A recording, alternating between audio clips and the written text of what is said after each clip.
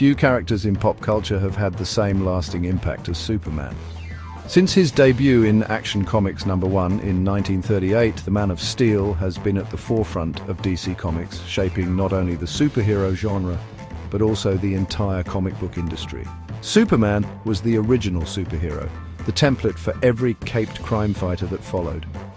Over the decades, he has been adapted into radio plays, animated series, blockbuster films, and countless TV shows, proving that no matter how much the world changes, Superman remains an enduring symbol of hope, justice, and heroism. DC has had a complicated history with its adaptations. While Superman and Batman have had their fair share of iconic moments in television and film, the company has also struggled with inconsistent quality, reboots, and network meddling.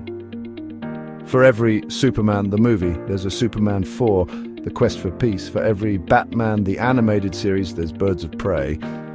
But one adaptation that stood out for its unique take was Lois and Clark, The New Adventures of Superman. Welcome to the Snake Pit, where we're full of bile and venom. I'm your host, Snake Daemon, and today we're looking at Lois and Clark, The New Adventures of Superman, a series that had its charm, built a loyal audience, and then, like too many shows before and after it, was left to die on a cliffhanger. Lois and Clark premiered in 1993, and right from the start it was clear that this wasn't your typical Superman show. While previous adaptations focused heavily on the superheroics, Lois and Clark made a bold decision. It put Clark Kent front and center. This wasn't just a series about Superman saving the day. It was about Clark navigating his double life, forming relationships, and trying to balance being a hero with being human. Dean Cain brought a warm, down-to-earth charm to Clark Kent, making him more than just a disguise for Superman, while Teri Hatcher gave us one of the best portrayals of Lois Lane, smart, driven, and completely uninterested in Clark while hopelessly infatuated with Superman. Their chemistry carried the show, and unlike most versions of Superman, which kept the romance as a secondary plot point, Lois and Clark leaned into it, making their relationship the heart of the series.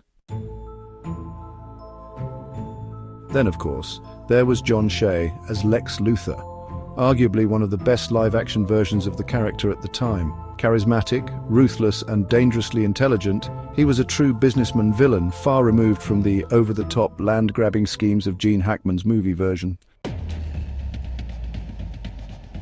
The first season was a solid mix of romance, journalism, and superhero action, with Superman battling everything from corrupt businessmen to rogue scientists. But then came the changes. Season 2 saw a major shakeup. Cat Grant was written out, Jimmy Olsen was recast, which, honestly, I still didn't realize until writing this, and Lex Luthor was dropped as a series regular. While the showrunners believed that having Superman fight the same villain every week made him seem incompetent. Losing Lex also meant losing the series' strongest antagonist. Instead of a compelling arch-nemesis, Superman now had to deal with a revolving door of forgettable villains, intergang, wacky mad scientists, and the occasional superpowered threat. Despite these changes, the show continued to gain traction. The romantic tension between Lois and Clark was ramped up, and eventually Lois discovered Clark's secret identity. The third season even gave us an engagement, leading to what ABC hyped as the wedding of the century, and then they completely botched it. Rather than actually following through on the wedding, the writers decided to throw in a ridiculous clone subplot. Clark ended up married to a fake Lois, while the real one was kidnapped and brainwashed into forgetting her love for him.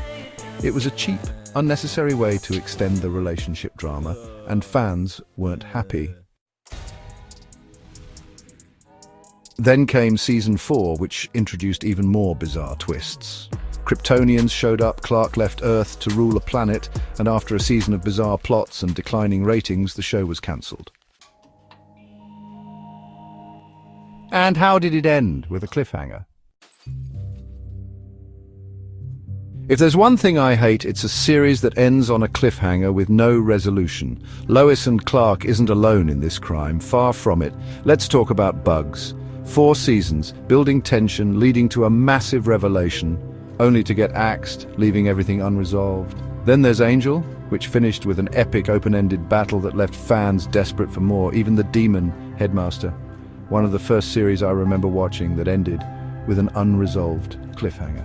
There's something uniquely frustrating about watching a show for years, investing in its story and characters, only to have the rug pulled out from under you when the network decides, not enough people are watching anymore.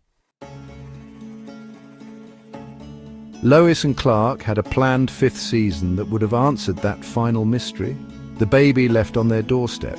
It wasn't supposed to be their child, but a Kryptonian royal stashed away for protection. A plotline that could have given the show a strong new direction. But thanks to declining ratings, it never happened. ABC cancelled it, and fans were left with an incomplete story. Rewatching Lois and Clark for the first time since it originally aired, I was reminded why I liked it so much as a kid. It had heart, humor, and a distinct personality that made it stand out from other Superman adaptations, but I was also reminded of just how frustrating it was to see it end without proper closure. Was it a perfect show? No. The special effects were often very 90s, and some of the later episodes were downright bizarre, but it had charm, it had a great cast, and it brought something unique to the Superman mythos. In today's world where studios love reviving old properties, would I want a continuation? Maybe, but only if they did it right, not some nostalgia-driven, half-hearted sequel that ignores what made the original great, something that respects the characters, finishes their story, and gives fans the ending they were denied all those years ago. Too many shows have suffered this fate, and Lois and Clark is just another name on that list. Thanks for dropping by the Snake Pit, where we thrive on untapped potential and lost opportunities.